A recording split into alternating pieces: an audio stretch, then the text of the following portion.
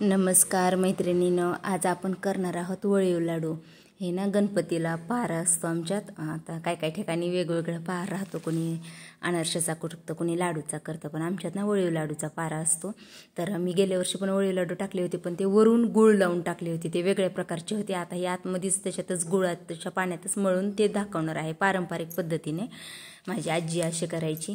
तर इथे ना मी काय केलेलं आहे, कणिक घेतलेली आहे चाळून। आता सुरुवातीला ना मी 2च वाट्या कणिक घेणार आहे, कारण परत आपल्याला लागल तशी आपण वरून आणखीन टाकणार आहोत। तर इथे 2 वाट्या गव्हाची कणिक आपली मी चाळून घेतलेली आहे।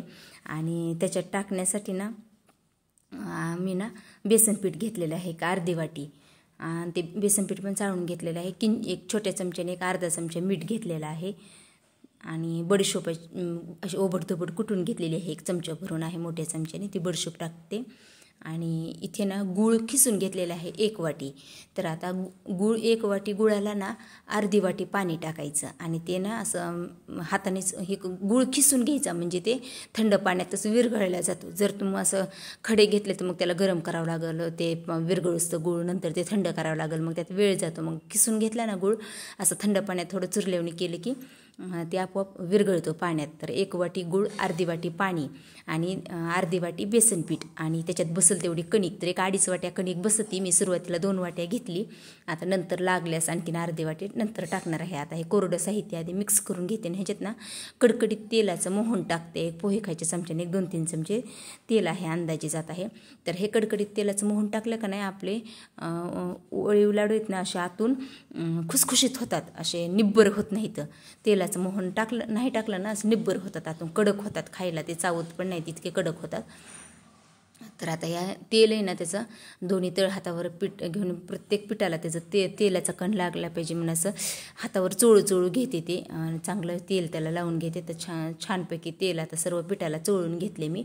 आणि आता गाळण नसते का आपल्या, गाळणीच्या साह्याने ते गुळाचं पाणी याच्यात गाळायचं, का तर खडे असतात आपल्या गुळात, म्हणून असं गाळून घ्यायचं पाणी।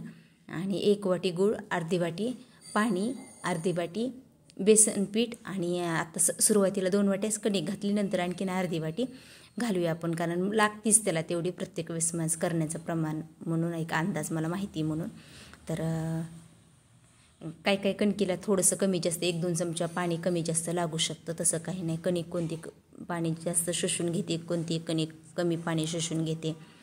तर आता हे मिक्स करून लागते कणिक आणखीन, म्हणून आपण आणखीन कणिक घेऊया त्यात टाकायला।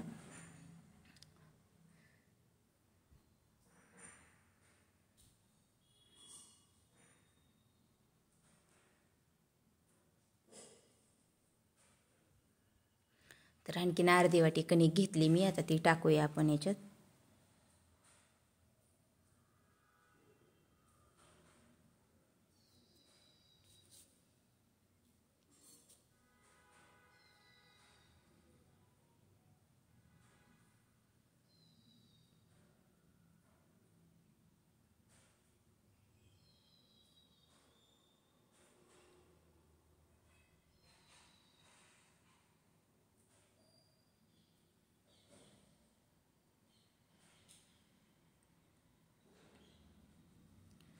तर तेवढं बस झाली कणिक आपल्याला।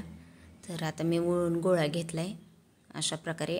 जास्त पण पातळ नको आहे, आपलं पुरीचं पीठ असतं का तसं करायचं, म्हणजे आपल्याला वळीव लाडू वळता यावेत इतकं घट्ट, म्हणजे चकुल्याचं पुरीचं असतं ना त्याप्रमाणे। तर थोडासा तेलाचा हात घेतला सुरुवातीला मी, काय आवश्यकता भासत नाही तेलाचा हात घ्यायचा, पण तरी पण घेतलं मी हाताला चिटकुनी म्हणून।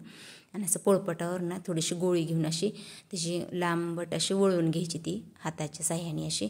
तर 2 प्रकारे वळीव लाडू करतात, सिंगल असे, जर छोटेसं असं वळलं तर त्याचं सिंगल होतं, आणि असं लांब मोठं वळलं ना तर त्याची डबल वळीव लाडूची अशी ही येते, तुम्ही पाहू शकता आता पुढे। तर मी सुरुवातीला सिंगलचीच करून दाखवते तुम्हाला।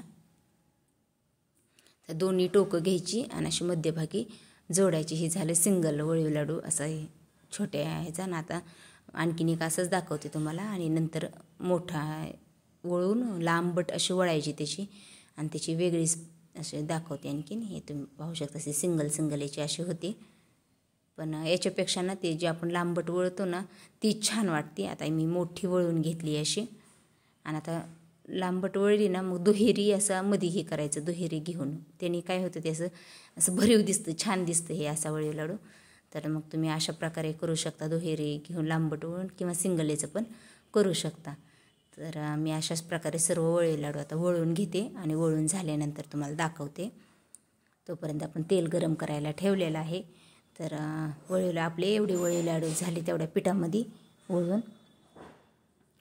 तर गॅसवर तेल चांगलं सुरुवातीला गरम, जास्त पण कडक करायचं नाही, जास्त धूर निघतं नाही तर ते वरून काळपट होतात आणि आतून कच्चे राहतात. मीडियमच तेल असं गरम करायचं आणि तळताना पण फुल गॅसवर तळायचं नाही. फुल गॅसवर तळले की अगोदरच ते गुळाचे असल्यामुळे त्याला लाल कलर लगेच लाल कलर येतो, नंतर ते काळपटच दिसतात. आणि जास्त पण बारीक गॅसवर तळले ना, एकदम बारीक गॅसवर की कडक होतात ते. सुरुवातीला तुम्हाला गरम आहे तोपर्यंत मऊ वाटतात, पण ते थंड झालं की 1 तासाभरात ते एक दाताने सुद्धा चावणार नाहीत, इतके कडक होतात. म्हणून ना हे तळताना कधी पण मीडियम गॅसवर तळायचे, जास्त पण फुल गॅसवर नाही, जास्त पण बारीक गॅसवर नाही. ह्याचा लगेच कलर चेंज होतो गुळाचे असल्यामुळे. तर आपल्याला वाटतं आता कलर चेंज झाला म्हणजे ते तळले गेलेत, पण नाहीत. एक मीडियम गॅसवर ना 5 मिनटं फक्त तळायचं त्याला, असं 2 मिनटं खालच्या साईडनं आणि 1-2-3 मिनटं वरच्या साईडनं, अशा प्रकारे 4 ते 5 मिनटंच तळायचं, जास्त वेळ नाही तळायचं. नाही तर ते खूप कडक होतात. बारीक गॅस करून तळलं तर माझ्या सुरुवातीला जरा तेल गरम झालं तर मग थोडासा मी नंतर गॅस बारीक केला. आता आपण त्या हिशोबाने आपल्याला कळतं तेल किती गरम झालं आहे आपलं, त्या हिशोबाने. तर जरा सुरुवातीच्या ह्याचा आलाय कलर थोडा लालसर. तर मी आता अशाच प्रकारे सर्व वळीव लाडू तळून घेते मीडियम गॅसवर. आता मीडियम करते गॅस आणि त्याच्यावर सर्व वळीव लाडू तळून घेते. तर गणपतीला याचा मान आहे असं म्हणतात पूर्वीपासून. माझी आजी पण करायची, गणपतीला मान असतो म्हणायची याचा. आणि माझे सासरे पण, सासूबाई पार भरतात त्याचा. मग त्याच्यामुळं हे करावे लागतात पहिल्यांदा मला. तर माझे एवढे वळीव लाडू तळून तयार झाले. तर तुम्ही पाहू शकता लगेच तुकड्या हाताने असं मोडते, असे खुसखुशीत झालेत आपले वळीव लाडू. मग कसा वाटला तुम्हाला माझा हा व्हिडिओ ते नक्की सांगा. आवडला असेल तर व्हिडिओला लाईक करा, शेअर करा आणि कमेंटमध्ये नक्की सांगा. आणि ज्यांनी माझ्या चॅनलला सबस्क्राईब केलं नाही त्यांनी माझ्या चॅनलला सबस्क्राईब करा.